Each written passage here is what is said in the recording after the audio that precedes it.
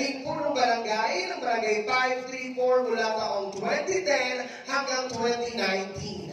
Naglingkod din bilang direktor ng Manila Barangay Bureau taong 2019 hanggang 2022.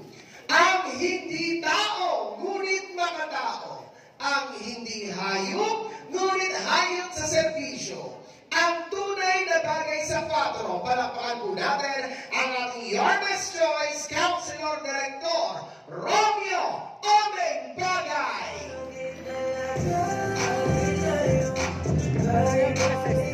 Thank you, Chocolate. Magandang hapon po sa inyong lahat.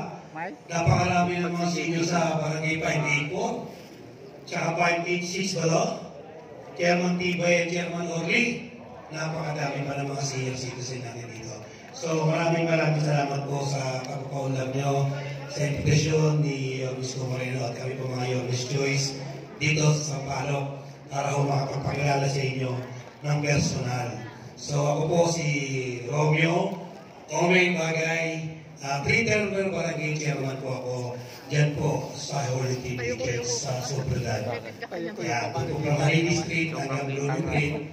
So, 3 beses po ako napagkatiwalaan ng aking mga constituent na maging barangay chairman. At taon 2019, nagpito po ako sa pagiging chairman dahil po nung nanalo po si Miss Moreno ng panahon na yun, napagkatiwalaan po yung likod, pamunuan ang Manila Barangay Bureau. Ang Manila Barangay Bureau, ito po yung direct office ng 896 barangay sa buong lungsod ng Manila. So dito pinapadala ang mga proyekto o programa ng alkalde papunta po sa lahat ng barangay ng buong lungsod. So sishare ko lamang po sa inyo, nung ako po yung barangay chairman dyan po sa amin, sa barangay 534, meron po kaming inilusad na organisasyon ni Father Eric Adubiso, na yung time na siya kaya ulo paroko namin, na ngayon ay nasa Loreto Church na. Meron po kami tinayo dyan, tinawag namin SDS, Samahan ng Barangay at Simbahan. Sa hanay po ng barangay, ako po yung naging presidente, at sa hanay po ng kaparihan, si Father Eric Adubiso. At ang unang programa namin na ginawa nung kami, nung panahon na yon, pinasuko ho namin lahat yung mga drug user or drug dependent sa aming komunidad.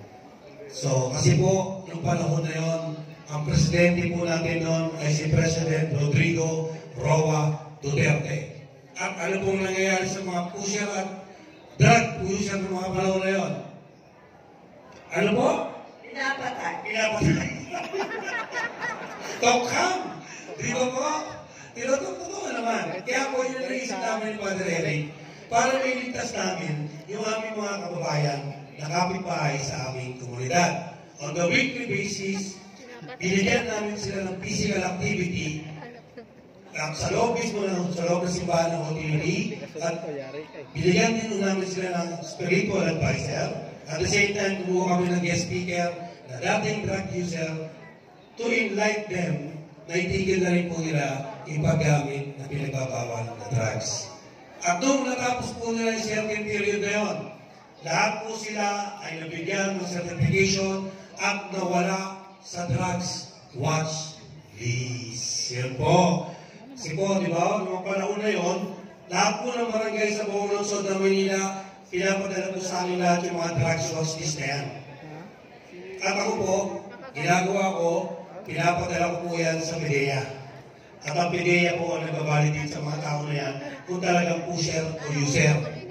Kasi nung ako barangay chairman, at naniniwala ako, hindi ko alam kung naniniwala po kayo, ang pinaka-chismosong tao sa barangay, walang iba kundi si chairman.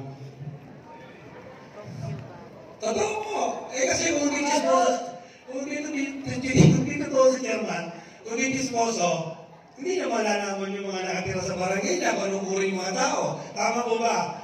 Yun po. Kaya po yung aming programa ni Father Eric. At yung makikita niyo po, yung PCP Police sa gilid ng Holy Trinity Church, sa Sobrelad. Nakita niyo po yun. Nakakatuwa po sabihin sa inyo na ako po ang nag-request ng PCP na yan para mailagay sa aming komunidad. Ayan po. Kaya po yung inauguration. Yan po si Chairman Manamuari, sa po station commander that time. Kasi nung panahon na yon, ang dami po mga nag-aaway na kabataan doon. May mga nagmimisa, simbang gabi, batuhan ng pillbox dito, away dito. Tinawagan naman pa yung chairman, ano ba gagawin natin? Kaya po naisip ko na mag-request mismo sa district director that time na magkaroon kami ng PCP sa aming lugar. Hanggang ngayon, nandyan po yan. At simula nung nailagay po yan, naging peaceful na po yung aming lugar.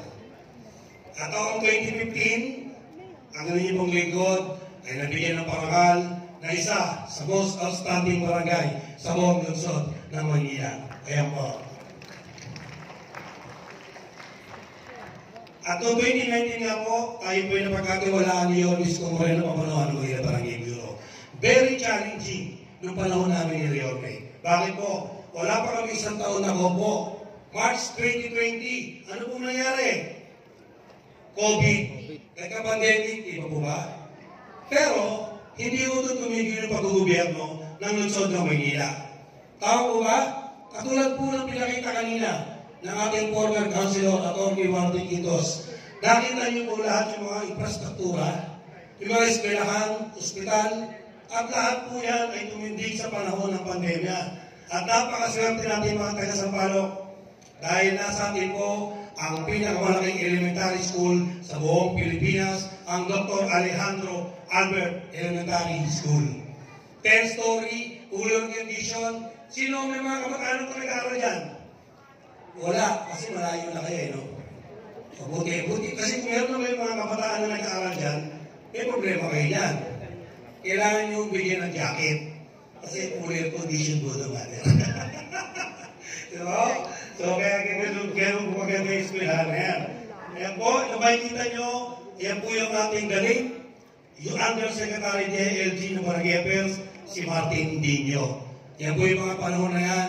Nag-collaborate kami ng mga programa ng alkalde, even the national government, papunta po sa lahat ng barangay ng lungsod ng Maynila. Kasi po, nung panahon na yan, tanda ko sinabi sa akin yun. Wala magugutom sa mga batang Maynila. Tama po ba? Ano po yung binigay ni Orme sa loob ng 8 buwan? Food box. Ang galing nyo kasi nagsabi nun. Diba? Meron tayong food box buwan-buwan. At ang mga barangay official kasama namin dyan. Bakit?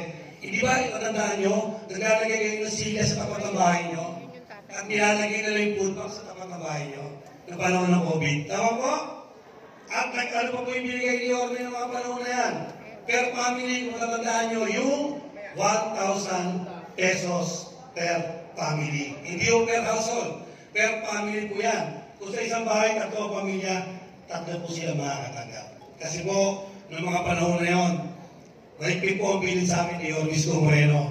Direktor Bagay, botante, hindi botante, residente, hindi residente, sabihan mo lahat ng mga barangay chairman, dapat makatanggap ng ayuda mula sa lungsod ng Maynila.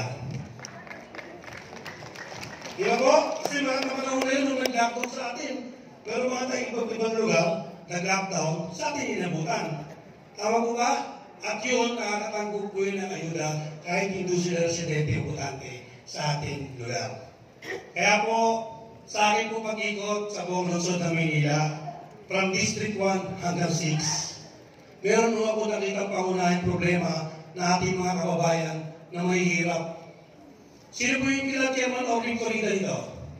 Yan, ako dami. Ito, isa sa pangunahing problema to ng inyong barangay. Nakikita nun, pupunta ako dyan. Kaya kung ako po, kung sakaling po akong papalarin sa dating na panahon na isa sa magiging ko sa inyo, sa tulong niyo po, meron mo akong unang-unang ordinansa na ipapasa sa konseyo. Alam niyo kung ano po? Magkaroon ng libreng turunan ang ating mga kababayan na mahirap. Sa barangay nyo, di ba po? Saan po yung mga nakabulo sa barangay Chairman Orly? Sa basketball court, sa bangketa, sa kalsada. Tama po ba? Kaya po ako, sa pag-ikot ko sa buong sa Manila, na-witness ko po yan, na yung mga mahihirap ating kababayan sa bangketa, sa kalsada, umuulan, nababasa yung mga mahal nila sa buhay ng ulan. At ito ang pinaka-worst na experience ko. Doon sa aming lugar namin, sa Paharto Extension, panahon ng Undoy. Remember po, Undoy? Bumaha, di ba? Inanod po yung kataon ng baha. Papunta rin sa... Kala namin sa tapalon na namin makukuhay. Buti labot pa namin. Totoo po yun. Kakuha namin. At least kung magkakaroon tayo na ganun ordinansa, wala pong gagawin ng mga kapag-anak ng namatayan, kundi samahan at bantayan nila yung kanilang mahal sa buhay hanggang ito ay may hatid sa huling hantungan. Kaya po, mga kapitbahay ko, sinasabi ko kapitbahay ko, kasi po ako po, nag-aral po ako sa lahat ng eskwelahan sa Palok. Elementary ko, elementary school. High school and college po, sa National University po ako nagtapos sa kursong Bachelor of Science in Education. At meron din po tayong master degree na Master in Public Management and Governance. Lahat po ng mga eskwelahan na aming pinag-aralan ay lahat ay sa Sampaloc. Even so, pinanganak po ako sa Perpetual Socorro. Yan po yung tinatawag na ekonomiya noong araw na ngayon ay Florentino Caico. Tama po ba? Yung mga matapanda rito, alam nila yung kanya na yan. Kaya po, bago ako magtapos, sana po yung mensaheng iwan ko sa inyo kung napaglingkuran ko po yung 896 barangay sa buong lungsod ng Maynila. Sa darating na panahon, kung mamarapati nyo, sa tulong nyo po, gusto ko naman ibigay ang aking experience bilang public servant dito sa atin, sa Distrito 4. Pwede po ba? Bago kayo iwanan, pwede ba ako mag-iwan sa inyo ng isang kanta? Pwede po ba? Wala na po music. Akapela na lang. Para po sa inyo lahat. Buhay ko ay sa inyo lamang. Hindi magbabago ang isip ko. Tunay ang pagtingin. Sana ganon kayo rin sa akin. At kung sakali man kayo ay meron ng ibang dinadala.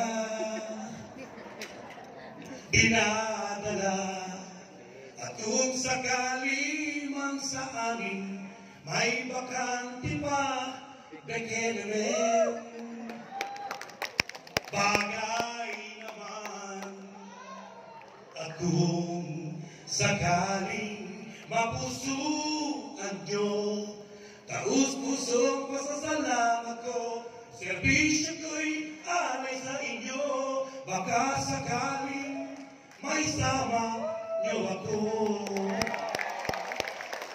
So muli po, maraming salamat po. Makita-kita po tayo sa mga darating panahon sa lugar nyo. Ano po kayo mga kapitbahay ko? Sabay-sabay po tayo sa Palok, Manila.